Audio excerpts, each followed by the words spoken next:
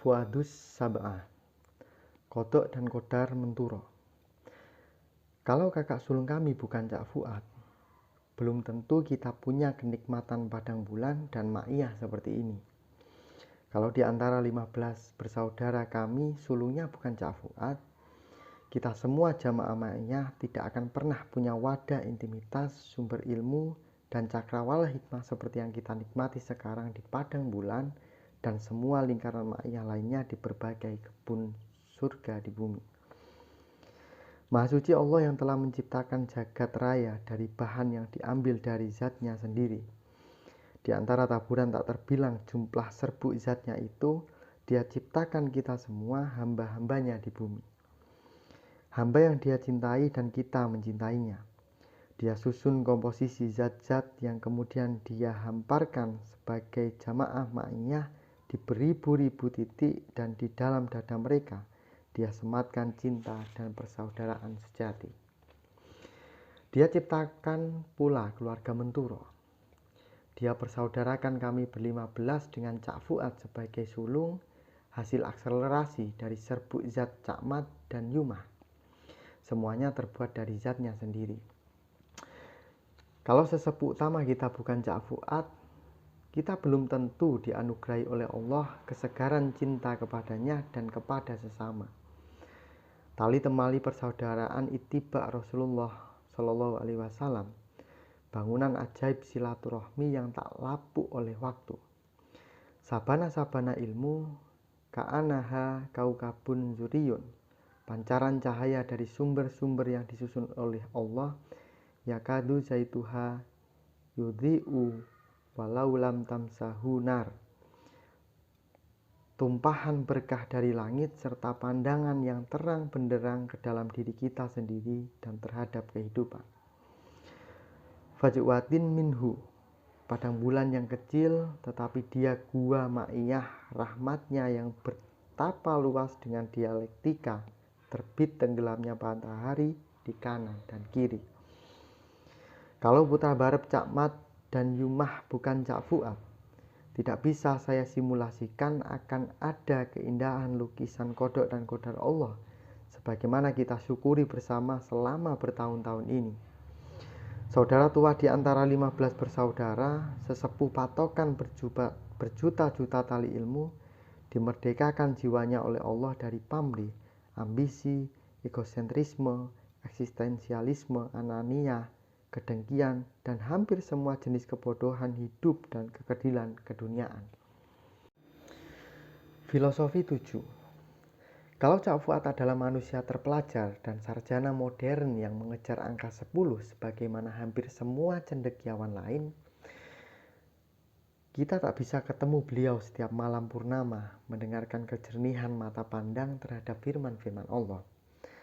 Kalau Cak Fuad bukan putra ayah ibu kami dan dididik serta dipacu untuk berkiprah sebagaimana umumnya makhluk manusia yang mengisi waktu hidupnya dengan perjuangan individualisme, kita semua belum tentu berenang-renang mandi ilmu dan berlumuran berkah di danau Fuadus Sab'ah. Kalau Cak Fuad adalah pejuang kebesaran pribadi, kita anak-anak yatim zaman ini akan kesepian ditinggalkan oleh beliau yang meloncat sana-sini, menduduki kursi itu ini, mengendarai jabatan, status, reputasi sosial, sukses hidup, panggung nasional, dan jembatan-jembatan dunia global. Sebab apa susahnya mencapai itu semua? Kebesaran, kemegahan, dan kemewahan keduniaan semacam itu diisi dan dihuni oleh hamba-hamba Allah dengan persyaratan kualitas yang tidak perlu, tidak rendah. Mohon ampun kepada Allah dan mohon maaf kepada umat manusia. Dari nilai 7-nya Cak Fuad cukup mengandalkan 2-3 komponen untuk mencapai itu semua. 7 saja cukup, tidak perlu mengejar 8, 9, 10-nya dunia fana. Dengan filosofi Sumeleh, 7 saja sudah tak cukup seluruh hidup ini untuk bersyukur. Cak Fuad adalah uswatun hasanah bagi semua adiknya. Dia pelopor kesederhanaan dan ideologi syukur. Dia panutan bagi 14 adiknya dan kami semua menjadi keluarga yang tidak sukses, tidak memiliki kebesaran, tidak berpakaian kehebatan, tidak berkostum kedahsyatan, keduniaan apapun, apalagi kekayaan harta benda. Kami sekeluarga adalah orang-orang yang tidak mencapai apa-apa di pentas dunia, tidak berjas dan berdasi, apalagi bersorban atau berpeci. Kami sekeluarga adalah rakyat kecil yang tidak punya sandangan sosial yang bisa dibanggakan di depan pandangan dunia. Kami tidak punya peranan dalam kehidupan bermasyarakat, berumat, bernegara, apalagi berglobalisasi.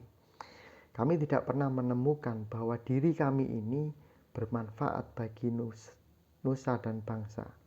Bahkan dalam peta Indonesia, baik dalam konteks formal, keilmuan, kultural, atau keagamaan, kami tidak beralamat. Kami hanya penduduk anonim di sebuah RT yang terselip di ketiak zaman. Minta maaf kepada yang menyakiti hatinya. Meskipun demikian, kami adalah manusia ciptaan Allah.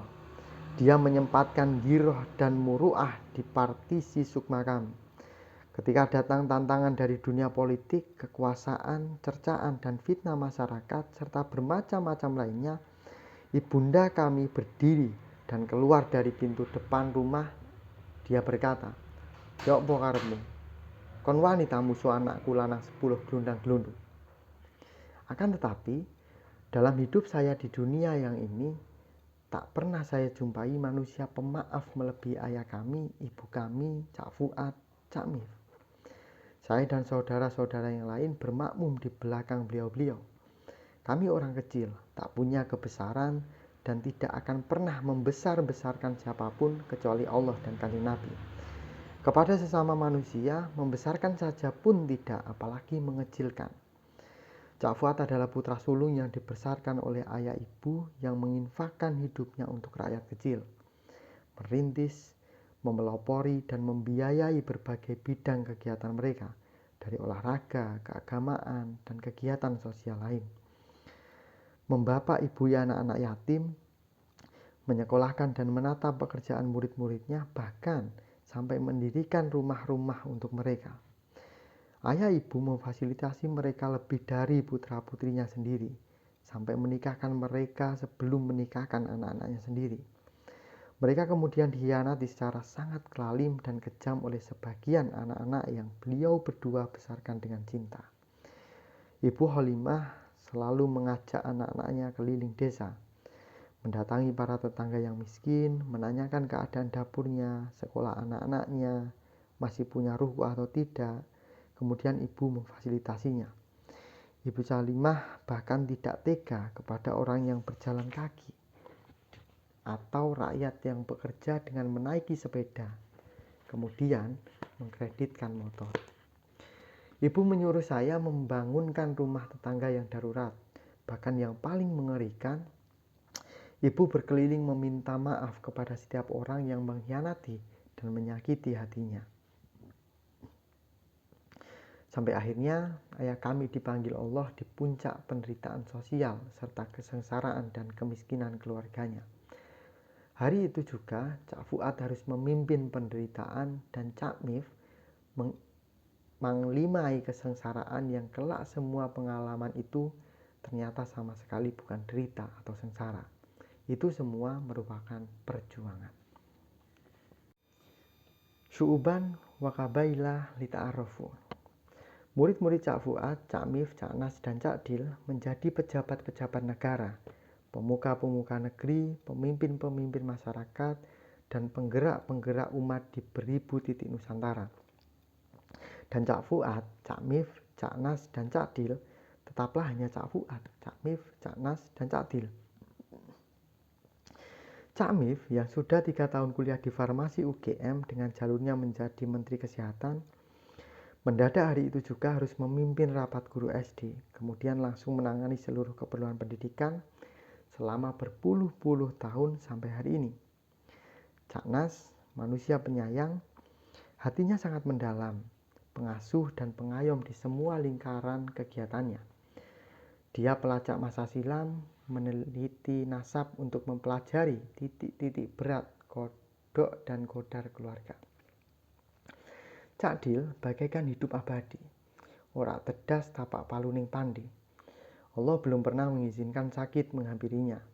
Jangkauan langkahnya tak terjangkau oleh kaki saudara-saudaranya yang lain.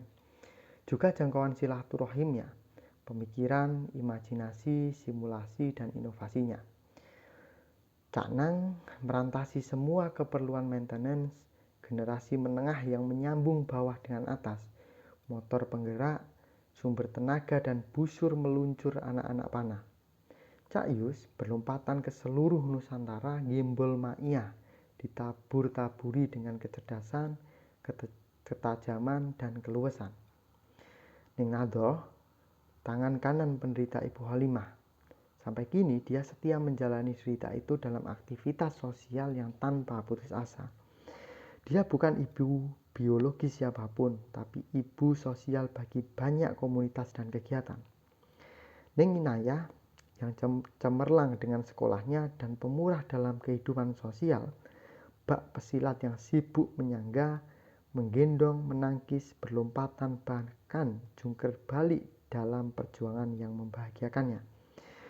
Neng Izah pribadi mustakimah, penyetia sejati, berdiri kokoh di makomnya, menjunjung semua yang wajib dijunjungnya, mengasuh siapa saja yang Allah titipkan kepadanya. Cak Zaki adalah pesawat besar dengan 4 mesin yang terus harus hidup keempat-empatnya. Dia simpul beribu tali pengelolaan ma'iyah beserta sub-sub mesin yang menyala di dalamnya. Dia patok kayu jati yang mengendalikan gerak semua kambing-kambing, menentukan berapa panjang tali dari lehernya, menetap seberapa luas lapangan rumput yang dijelajahinya. Li'ham ditarekatkan oleh Allah, disorong dan diserap untuk memasuki ruang-ruang yang penuh keremangan untuk menemukan sumber-sumber cahaya. Cak Farid dicampakkan ke pasar, ke gang-gang kampung, ke tepian hutan, sungai, dan gunung-gunung, ditugasi untuk mengamati dan mencatati cuaca. Kalau tidak diizinkan Allah berkeliling dunia, mungkin cukup sawang sinawang di antara 15 bersaudara. Cukuplah untuk memasuki pintu syubu'an wa qabail. Sepanjang hidup, terutama selama ada padang bulan, kami laksanakan lita'arofu terus-menerus, konstan dan setia satu sama lain. Tentu dengan segala kelemahan dan kekurangan masing-masing, dengan segala problematikanya yang sungguh-sungguh bermacam-macam dan berpernak-pernik, pun dengan kekonyolan dan kecengengan masing-masing. Tetapi syarat ilmiahnya, Cak Fuad harus sebagai sulungnya. Ngarit dan Ngeramban. Cak Fuad adalah satu di antara beberapa orang di dunia yang sering saya bikin susah. Di antara mereka yang pernah saya bikin susah, Cak Fuad adalah salah satu orang yang tidak pernah menunjukkan gejala bahwa dia merasa saya bikin susah. Tak pernah tampak pada ekspresi wajah atau perilakunya bahwa dia menagih masa silam ketika saya bikin dia susah. Cak Fuad sulung dari 15 bersaudara. Dia pasti yang paling menanggung perilaku tidak normal saya, terutama pada era kanak-kanak dan remaja. Cak Fuad harus menampung dan mencarikan tempat saya di desa Gontor, padahal dia terkurung di dalam pondok. Sementara peraturan pondok sangat ketat untuk membatasi interaksi para santri dengan penduduk desa, karena berbagai pertimbangan edukasi dan kultural. Ketika itu, Cak Fuad belum 17 tahun dan saya belum 10 tahun. Saya pindah dari Menturo ke Gontor karena ada masalah besar dengan sekolah dasar saya di Bakalan. Cak Fuad harus memasukkan saya ke SD Gontor. Entah bagaimana urusan perizinan Cak Fuad dengan aturan pondok untuk mengurusi saya bertanding main kasti dan sepak bola di Kabupaten Ponorogo. Belum lagi saya diikutkan lomba qiraatul Quran di sana-sini sehingga harus dikawal. Tak sampai seminggu saya memberontak dari rumah Pak dan Bu Hajid, tempat indekos saya. Gara-garanya, saya disediakan kamar sendiri yang berkasur, disiapkan makan minum rutin di meja, padahal tujuan saya di Gontor untuk menjalani tirakat. Susah payah Cak Fuad mengusahakan saya pindah ke rumah Pak Carik Gontor. Ditambah lagi sering ada laporan Pak Carik bahwa saya tidak tidur di rumah, melainkan di kebun, utamanya di atas pohon. Saya bahkan sering hilang di Sungai Malo yang sangat rimbun dan angker. Supaya kesibukan saya tertata, saya disekolahkan SD sejak pagi sampai siang.